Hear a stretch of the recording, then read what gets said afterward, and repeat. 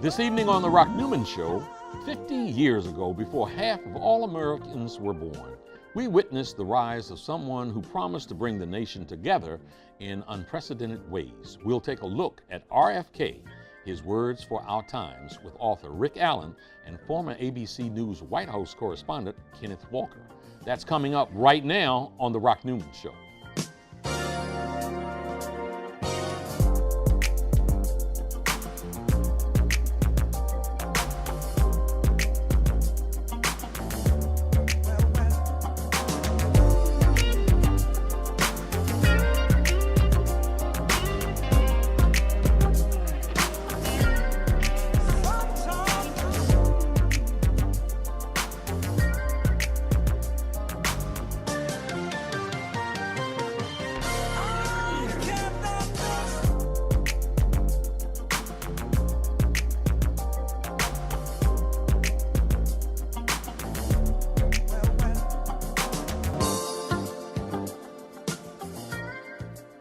Welcome to The Rock Newman Show from the campus of historic Howard University in Washington, D.C. I'm Rock Newman, and it is my desire to inspire you with personal stories of extraordinary achievement.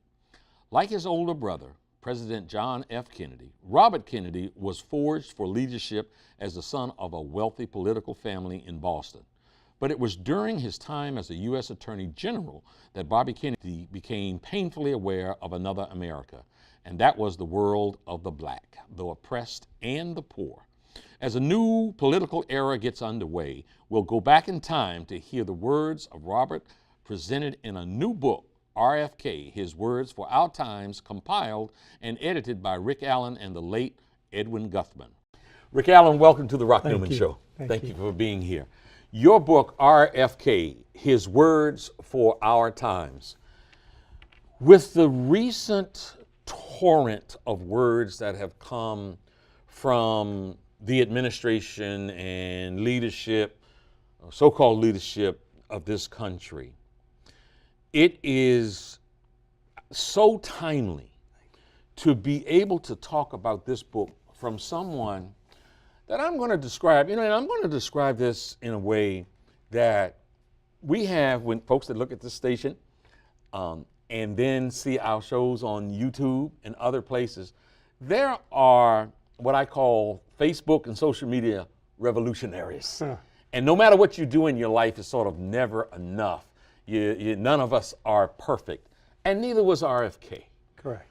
But these words of leadership, these words of compassion, these words of courage, these words of empathy, these words that this man spoke and the actions that he took are so diametrically opposed to much of what we're hearing today. I couldn't wait for you to get here for us to talk about this. So again, thank you. Let me first ask how it was that you started this journey of even being involved in this book, because there was a bit of a harrowing experience in itself in terms of the kind of time and commitment that you had to put into it, having no idea that that's what you were doing next. Well, I think you're referencing something that started out as fun, but this book was actually in gestation a long time. I was 14 when Robert Kennedy was killed. He had the greatest impact on my life, of probably anybody in my life. And so 25 years after. I want to stop you. Yeah. You were 14 years old when he was killed, and you say that he had the greatest impact on your life. How and why? Robert Kennedy described a vision of America that I felt comfortable living in and fighting for. And I think he exemplified a style of leadership which mattered not only in politics but in life itself. And as you said, he wasn't a perfect human being. None of us are. I never thought of him that way. But I felt strongly as a kid that that was the path the nation should walk down. And as you said in your open, we've really got two very different views of America. There's Robert Kennedy's view of America, and there's Donald Trump's view of America. And I think what midterm elections are about and what 2020 will be about is whose vision of America resonates most with Americans today. And I have my strong preferences. Yeah. So is something in here that, something in this book that just is a theme of people that knew him, and you get it as a result of not just his talk, but his actions.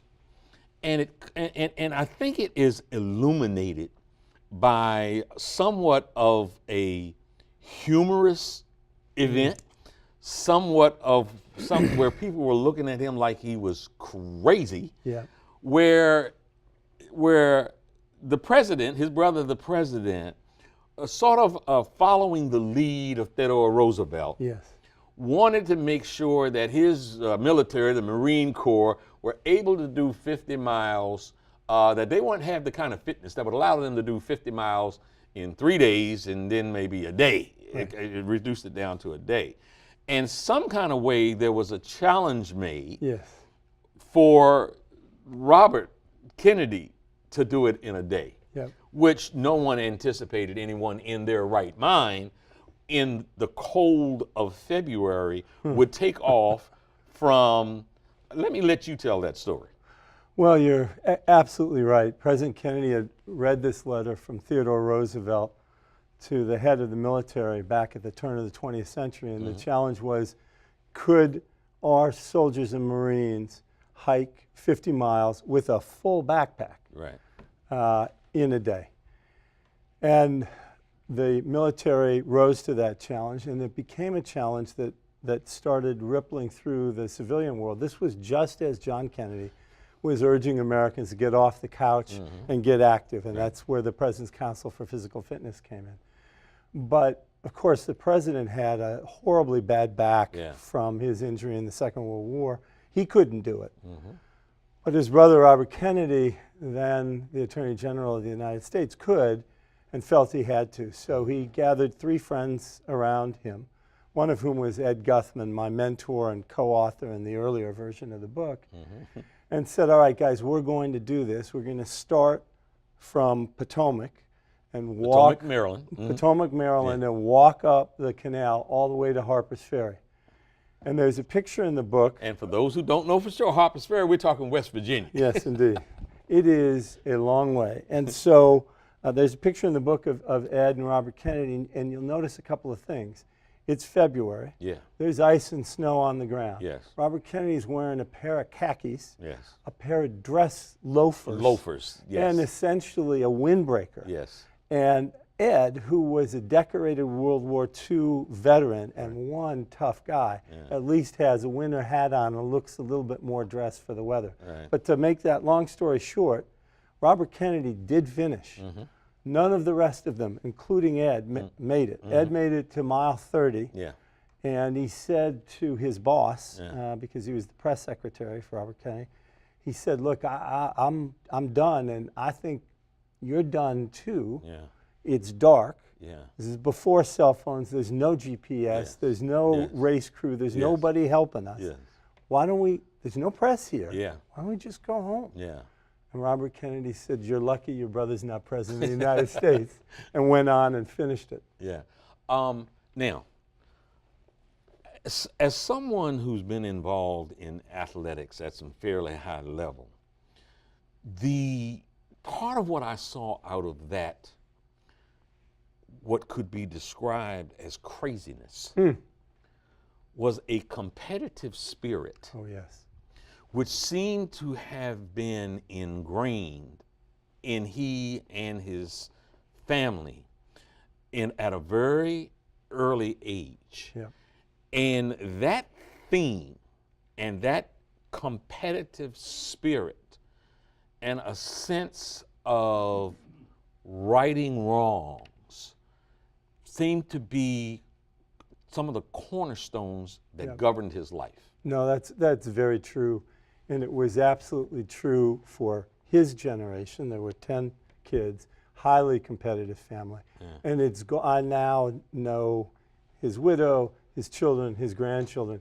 That is just part of the Kennedy family makeup. Yeah. To be competitive, Robert Kennedy was a very, very tough guy. He burst on the national scene in his early 30s as the chief counsel to the Senate Rackets Committee. Yeah. And he was sitting about this far away from mafia chieftains Yes. who had killed people Yes. and corrupt labor officials, Yeah.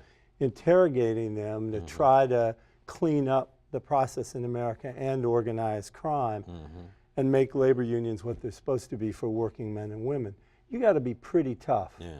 That's not throwing red meat to your base. Yeah. That's going toe to toe with some very bad people. That's right.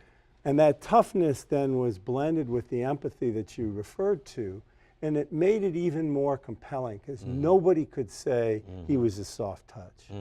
One of the morsels that I want to suggest to our viewers is I want them to recognize something out of the story of this giant.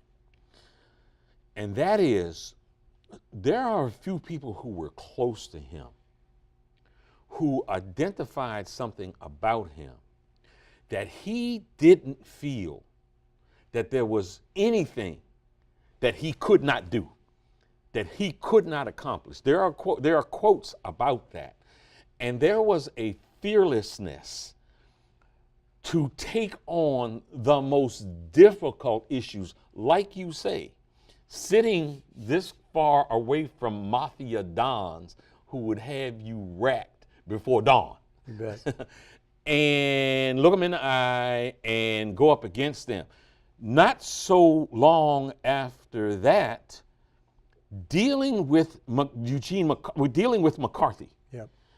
And taking on that challenge as a young man, as a young rising politician, going to Mississippi, not just sending troops to Mississippi, but going to Ole Miss Yep. and having conversations in the heart of Dixie when it was very dangerous, when people were dying, and the governor and officials in Mississippi said, "We can't guarantee your safety." Yep.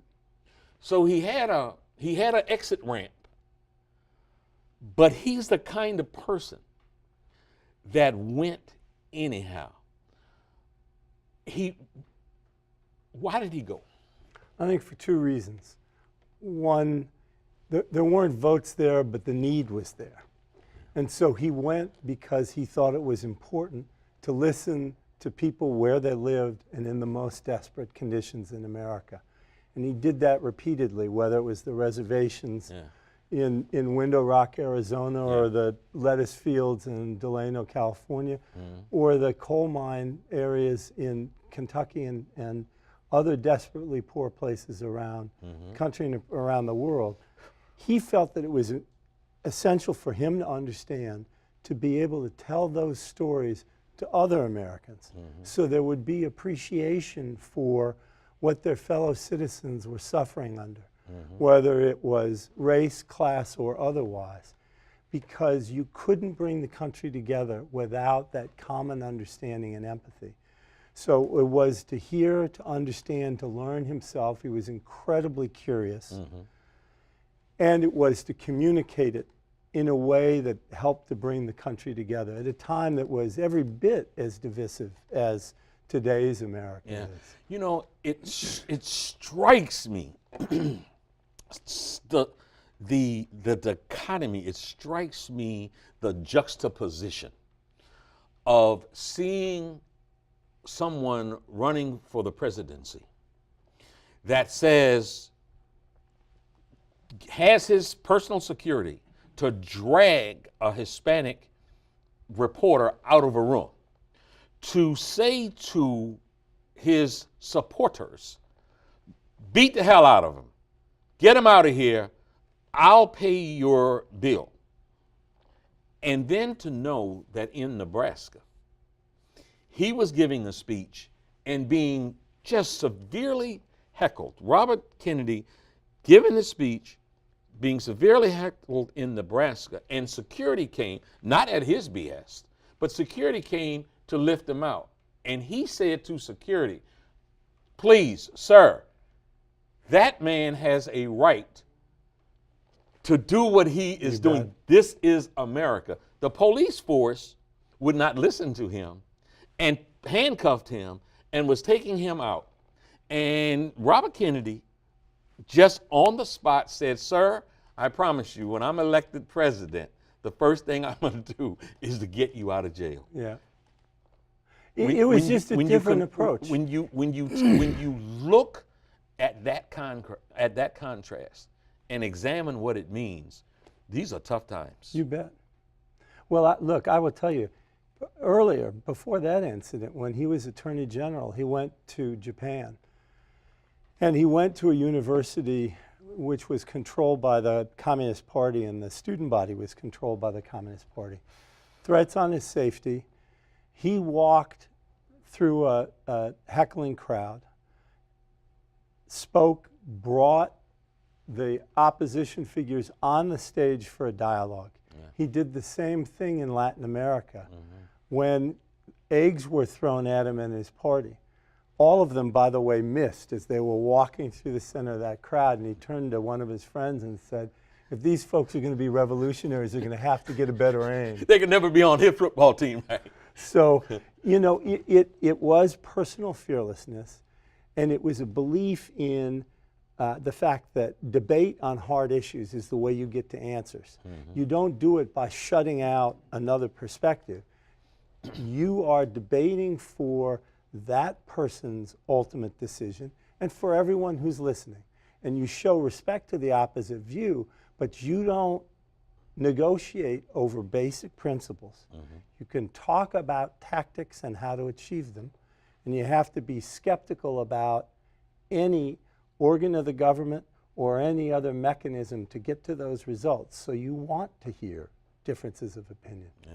But you stick to your moral principles and show respect to everybody you're dealing with. Yeah, and before most of any of us knew anything about apartheid South Africa, this guy goes over.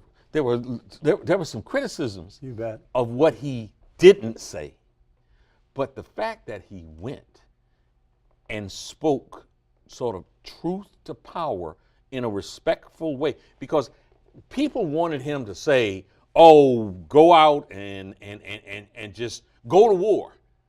Obviously, there was an understanding on his part that to have taken a different approach, a more aggressive approach, put people's lives, they would have been slaughtered. But nevertheless, long before it became popular, he went there to address the issue of apartheid. June of 1966.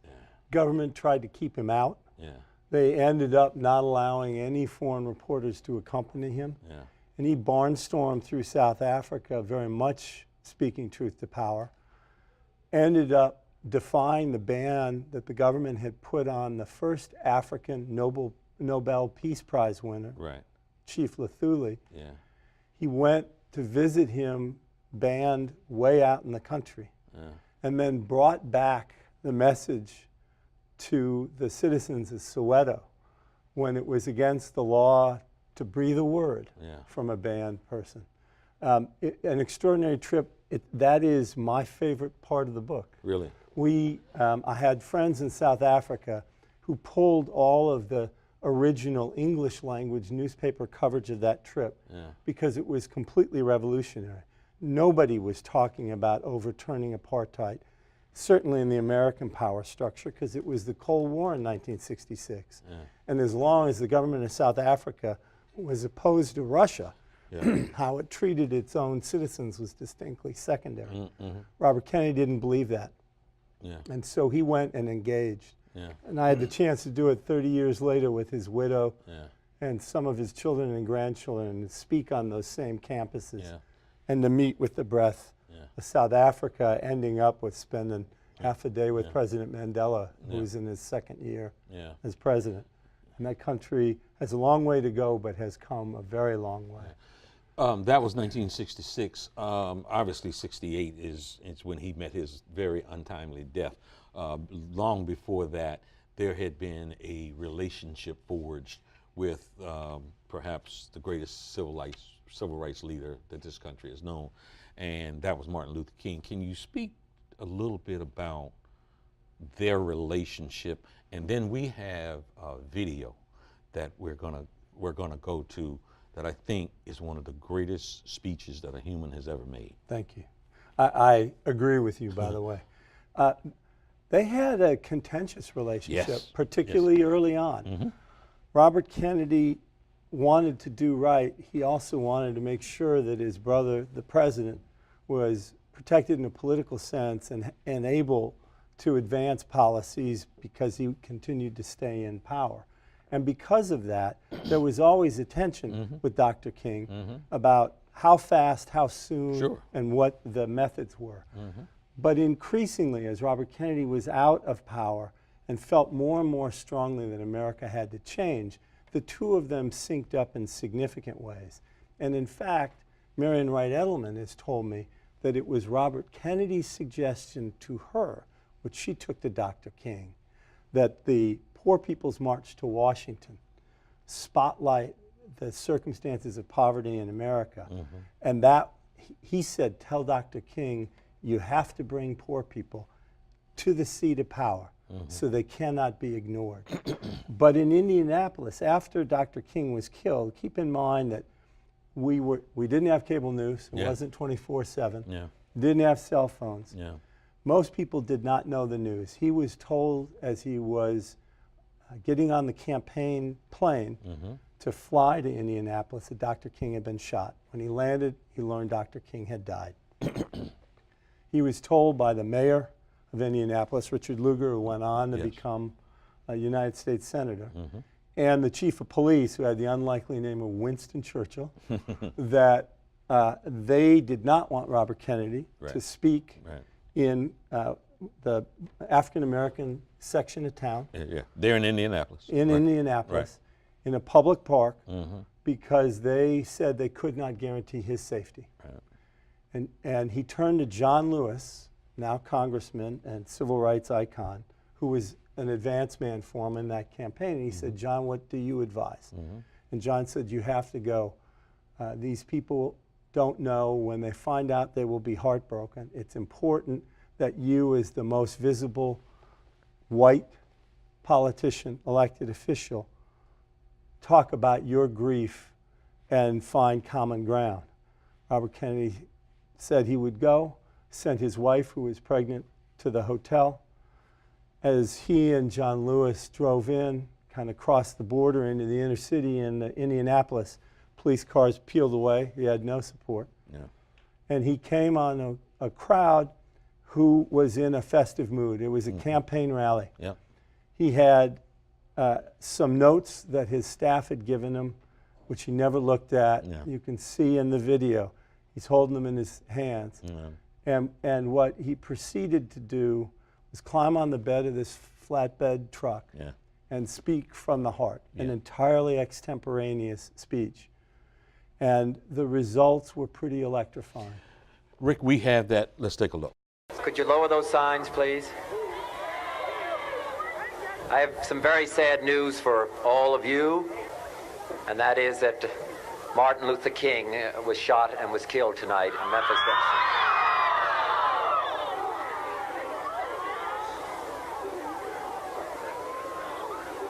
Martin Luther King dedicated his life to love and to justice between fellow human beings.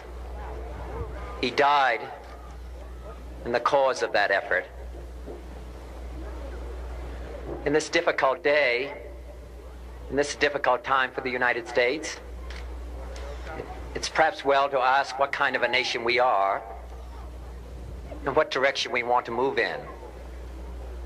For those of you who are black, considering the evidence evidently is that there were white people who were responsible, you can be filled with bitterness and with hatred. and a desire for revenge.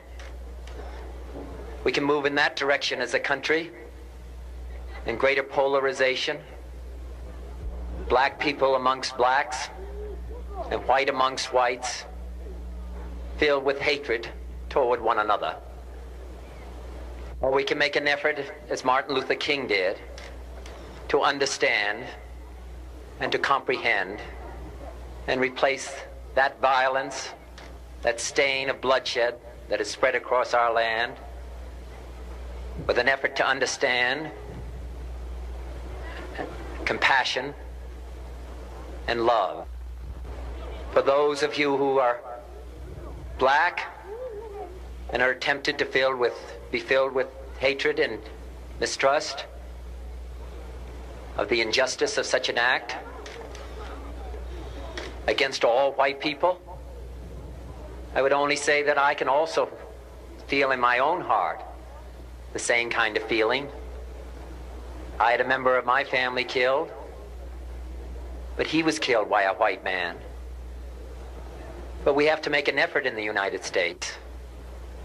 We have to make an effort to understand, to get beyond or go beyond these rather difficult times. My favorite poem, my favorite poet was Aeschylus, and he once wrote,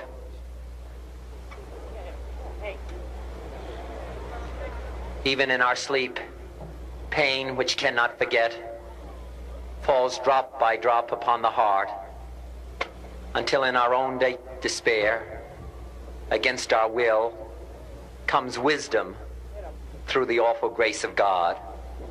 What we need in the United States is not division. What we need in the United States is not hatred. What we need in the United States is not violence and lawlessness, but is love and wisdom and compassion toward one another, feeling of justice toward those who still suffer within our country, whether they be white or whether they be black.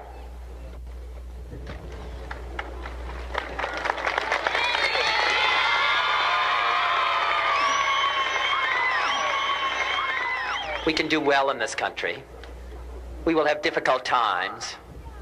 We've had difficult times in the past, but we will have difficult times in the future. It is not the end of violence. It is not the end of lawlessness, and it's not the end of disorder. But the vast majority of white people and the vast majority of black people in this country want to live together, want to improve the quality of our life, and want justice for all human beings that abide in our land.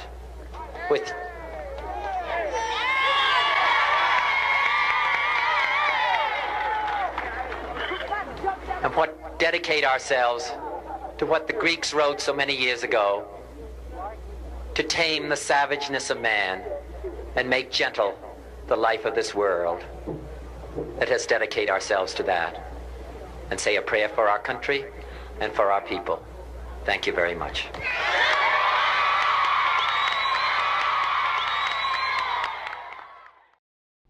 As we continue our conversation with Rick Allen on his book, RFK, His Words for Our Times, we're joined by veteran broadcast journalist Kenneth Walker. Ken is a former reporter for Nightline with Ted Koppel and that network's first African-American White House correspondent. Ken was also a foreign desk correspondent traveling all over Africa for National Public Radio when he resided in South Africa. Thank you for being here. It's about it. I want to go back to you, Rick, after this sort of riveting speech in Indiana. And the following day, there are words that you want to share with us that were Absolutely. Yeah. America, the night of April 4th, experienced a tremendous amount of rioting, including here in Washington, D.C., and over 120 cities. Yeah. Indianapolis was quiet, and I think a portion of that is due to the message that Robert Kennedy brought in person.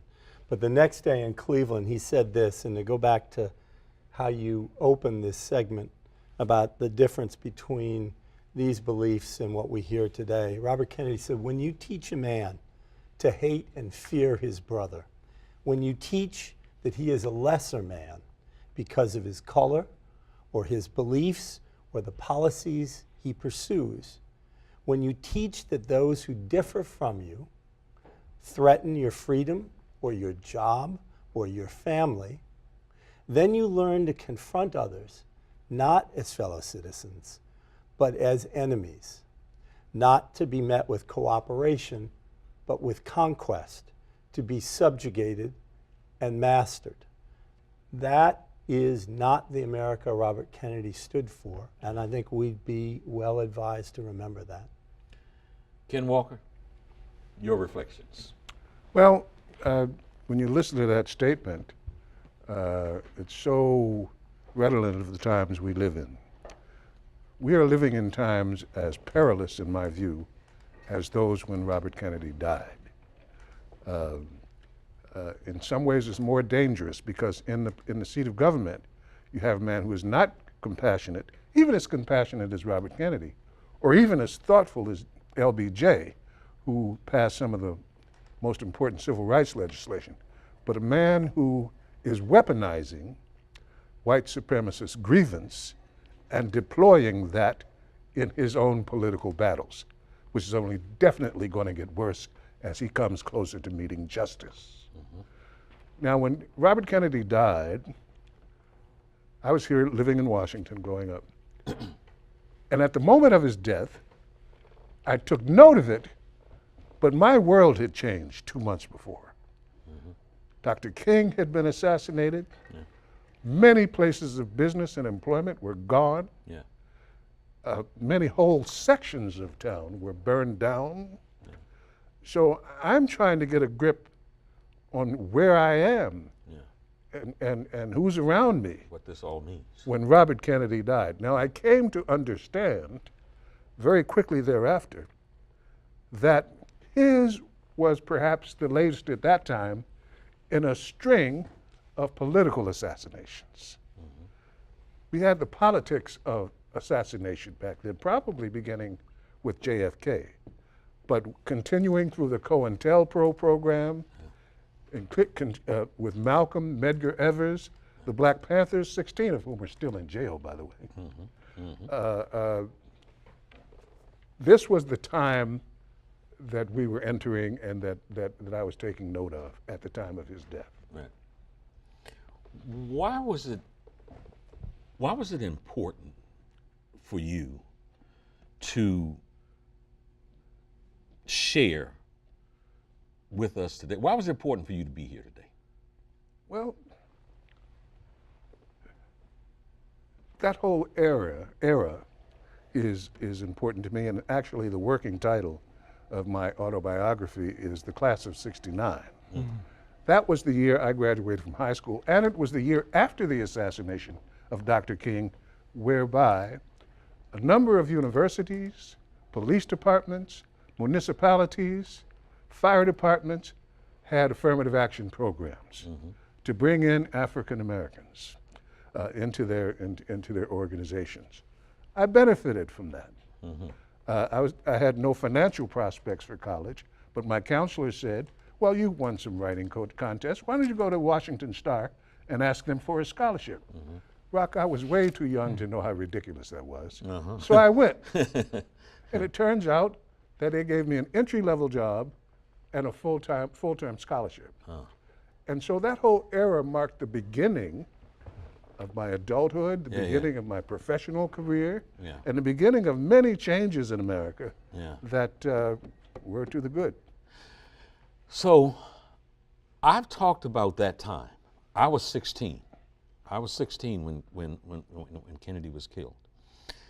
But I felt from maybe the 62 onward, there was a dawning of a brighter day in America. And I felt that way for a long time, up till maybe the early 2000s, when I started to question whether or not that sun, that bright sun that I thought was shining and giving us a better day, it started to get cloudy. And I feel like now the clouds are really dark, and I felt like this for the last couple of years.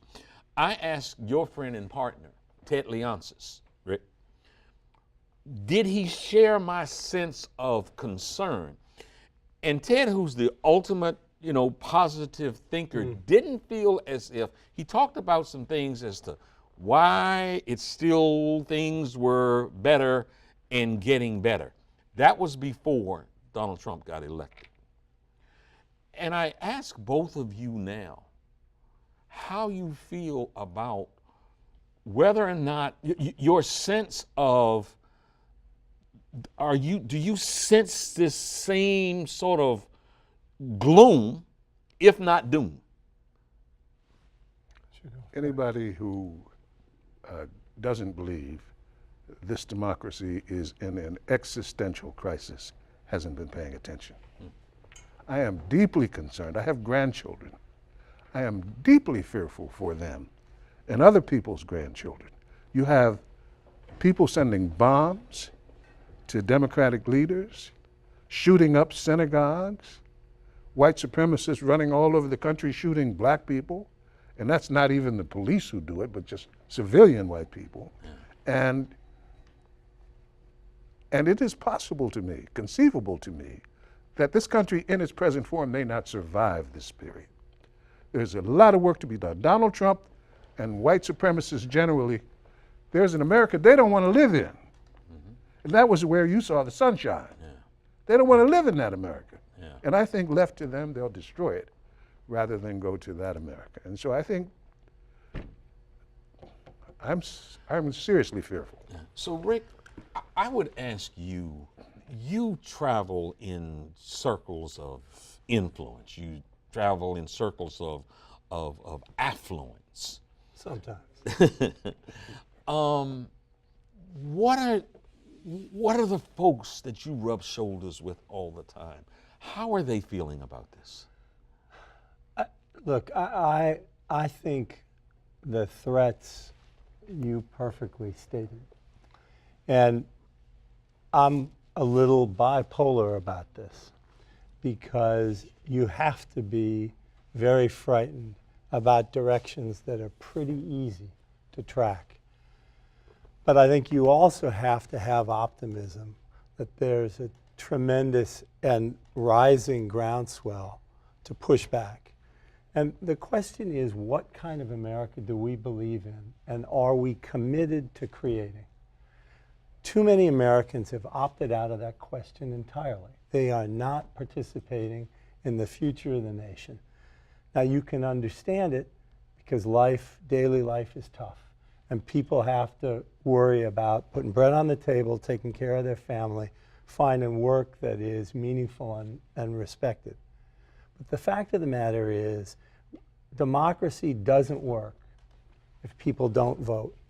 And you're seeing, I think, great candidates rise, young people of all genders and backgrounds who are enunciating a vision of America that's closer to Robert Kennedy's and helping to create that in our current time. But voting is fine, Rick, but the voter suppression that's going on in many different forms, in a lot of different places. People determined to see that African Americans and young people and others, Hispanics, Native Americans, do not vote, or if they vote, their votes are not counted. We haven't seen anything like this since before the passage of the Civil Rights Act, the Voting Rights Act, I should say. And so, yeah, it'd be nice to vote and change democracy, but even that option is being taken away from us. And so I'm not sure where we go from there. So Rick, I want to ask you, as you've studied RFK as much as anyone. You've written about him. This is your book with your mentor. What have you gleaned from your intimate history of him that would frame your comments about what he would do now, and what would be your comments about what he would do now? Well, I think he'd do a number of things. And first, I completely agree with you about the voter suppression in so many parts of the country. I think Robert Kennedy would believe in the process of law and believe you have to fight to overturn that. We can get into a long conversation about what's happened to courts because of the appointment of judges at all levels, which is very troublesome. But we talked earlier about Robert Kennedy's toughness. Part of that may have been his faith or his fatalism, but he definitely never was willing to concede that the fight was over. He'd take it to the most difficult places under the most difficult circumstances and pay the personal price to do so. And I think it's incumbent on all of us to continue to push back, to be thoughtful and effective about how we respond, and to be able to distinguish between what we need to do to win elections and how we try to re-knit the country. And I think those are very, very difficult issues to work through. But the reason I was so excited about bringing the book out now is that I believe his language and his policies and his history is relevant to us as a roadmap forward, not merely to look back, and certainly not to look back with nostalgia. I did feel far more positive about many things when Robert Kennedy was alive, largely because he was alive. But it was a very desperate time. And I do think we have advanced. I think we are under attack now. And we have to think about what that means. How do we win when the rules are changing and changed on us to not be able to win? How do we continue to press through to win the contest that we have to? And then how do we bring the country back together in a way that is meaningful and once again marginalizes not the majority of Americans who believe strongly in the rights of every American, but again push back into the darkness? I'm not sure that's those true, forces. Nick. I'm not sure that a majority of Americans believe in the rights of all Americans. I am sure that a majority of white Americans are white supremacists in their heart. They believe that white people are better, that God intended it that way. Now, there are a lot of white people who don't. Yep. But as judging from the results of the last election and the continuing support Trump enjoys today, you have to conclude that a majority of white people are white supremacists. So we have to engage this battle being clear about that context. Well, I would advocate that the notion of white supremacism is, or white superiority in any respect, Right. is flawed biologically, historically, and in every way if you believe in America. I also am certain that there were many voters for Donald Trump who were not accepting that part of him. And I believe they've been surprised. Maybe they shouldn't have been surprised, but I do not believe they are happy with that part of Donald Trump. And what I would say to you is, I have my view that the majority of Americans are committed to the right principles. Let's work together to put that to the test. We have to first put into office people who are clear not only of their basic morality and beliefs, but enunciate policy that can be implemented and that will be successful to move us forward. Because that's the critical element, is to get the country moving forward again. Your notion of whether it's light or darkness is how many people are out moving in the same direction and what are they moving towards. And I fear for our country because it is undeniable that there is a bigger proportion of people than I ever thought possible who hold hateful views that are fundamentally un-American. And I think throughout our history there's been that group of folks. Yep. But I do not think they're growing. I just think they have been unleashed to speak in public in a way that before was never tolerated. And I think we have to go back to an era when we restate why it's important to be an American and what that means relative to people who don't have voices for themselves and to the direction that we want to see the country That's an move. American a lot of these white supremacists don't want to live in. I agree with you. Ken, I want to ask you a question. And Rick made a comment, or I think it was Rick made a comment, say we don't want to just look at Robert Kennedy through the lens of nostalgia. But there was something that when he, and Rick, I want you to talk about how you deal with his death in the book here. I remember as an insane sports enthusiast, sports was my world. Hearing a voice, and I think it was Rosie Greer's voice, saying to Rayford Johnson, the decathlon champion, Rayford, get the gun. Rayford, get the gun. There was a symbolism of that. There was some symbolism that came out of that. That was these two black men were there trying to support and protect this white guy, and that blacks in America has always lifted and been some of the best of what the so-called American ideals are. You were here in D.C., you said, when that happened. Sure. Your thoughts on seeing and hearing that.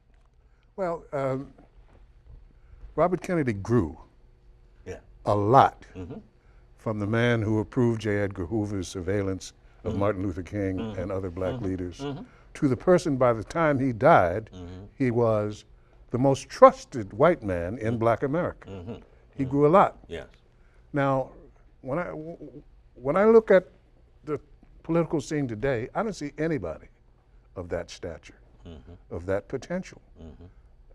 All of us has potential, but I don't see that, and I've been looking for it ever since he died. I spent 20 years living in South Africa as the Africa Bureau Chief for National Public Radio. Yeah. I didn't expect I was coming back here. Now, when I did 2.5 years ago to get a new kidney, basically, which I did get. You did what you did get. Yes. Okay.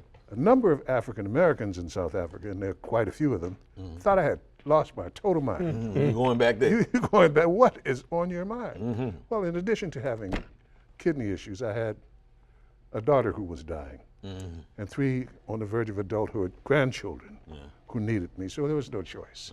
I had to come back, and I still have to be here. Yeah. But having come back, it's like the Twilight Zone. You know, I'm back at a time when, in the middle of all this ugliness, which has no precedent. Yeah. This kind of ugliness did not exist when I was growing up in Washington. Didn't exist in the 60s, 68. But it exists today. Yeah. And it's heavy. Yeah. It's very serious. I'd say 2 things about that. With respect to other elected officials and potential leaders rising to that level, I think the political process is such that when you're a party out of power, particularly out of the White House, you've got to get into a general election to have somebody have the same level of stature. And particularly with the way that Trump has manipulated the media to suck all the oxygen out of the room in terms of coverage. I think there are many potential leaders for our future who have the beliefs and the ability to communicate them and to get the job done. We just haven't seen enough of them to be able to say. But I spent a long time looking for the next Robert Kennedy. And I supported and worked in many presidential political campaigns. I'm of the belief that we can't wait for the next Robert Kennedy, that we each have to be Robert Kennedys in our own sphere. that we have to carry that torch personally and collectively, because we aren't going to be rescued by an extraordinary leader. We certainly can't wait in hopes that will happen. The times are too dire. And you know, you and I are here for the 50th anniversary. We aren't going to be here for the 100th anniversary. And so we got to get the job done now. I think we can, and I think there are many people in elective life and coming into elective life who already have their shoulders to that grindstone, and we can push with them. A very wise person once told me that one of the most important things in life was to learn when to shut up, because no words that I could express here as we try to wrap up would be as powerful or as important as those words. Folks, this is going to wrap us for this evening. For more information on this program and any other program, go to WHUT.org, and we're going to ride out on the words of RFK today. Could you lower those signs, please? I have some very sad news for all of you, and that is that Martin Luther King was shot and was killed tonight in Memphis.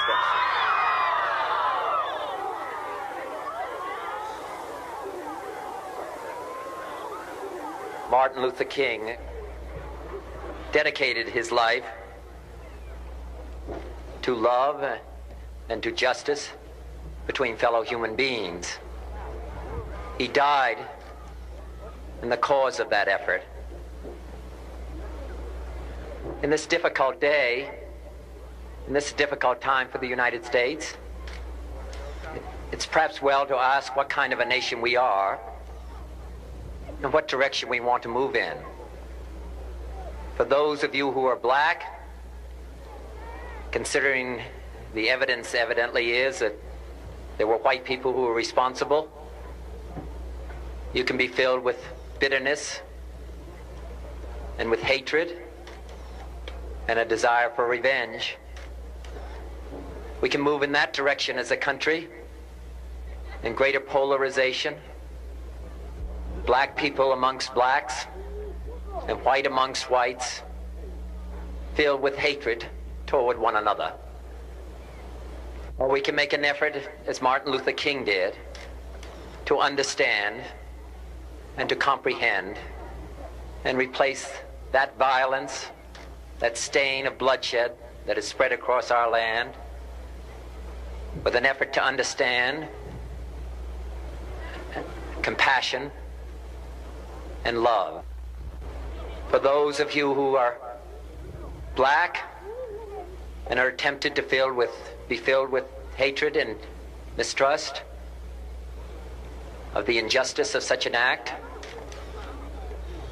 against all white people, I would only say that I can also feel in my own heart the same kind of feeling. I had a member of my family killed, but he was killed by a white man. But we have to make an effort in the United States. We have to make an effort to understand, to get beyond or go beyond these rather difficult times. My favorite poem, my favorite poet was Aeschylus. And he once wrote,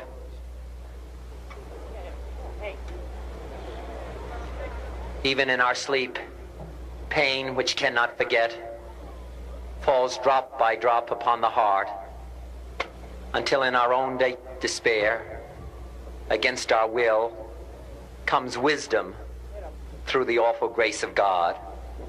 What we need in the United States is not division.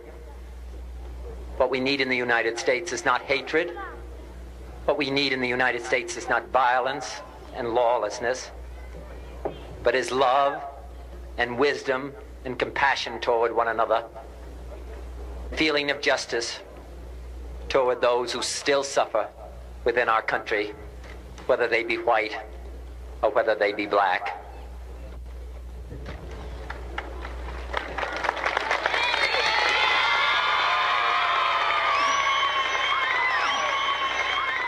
We can do well in this country. We will have difficult times. We've had difficult times in the past, and we will have difficult times in the future. It is not the end of violence. It is not the end of lawlessness, and it's not the end of disorder. But the vast majority of white people and the vast majority of black people in this country want to live together, want to improve the quality of our life, and want justice for all human beings that abide in our land.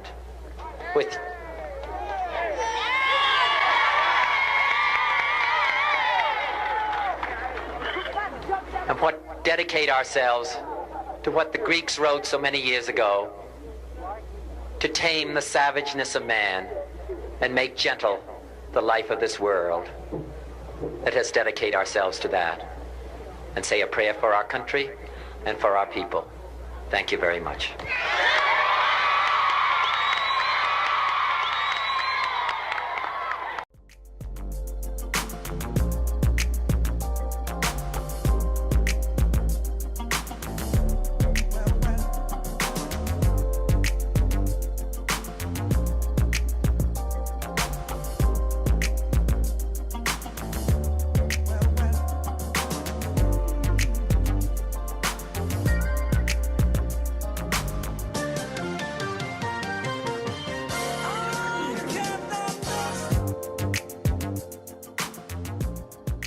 This program was produced by WHUT, Howard University Television, and made possible by contributions from viewers like you. Thank you.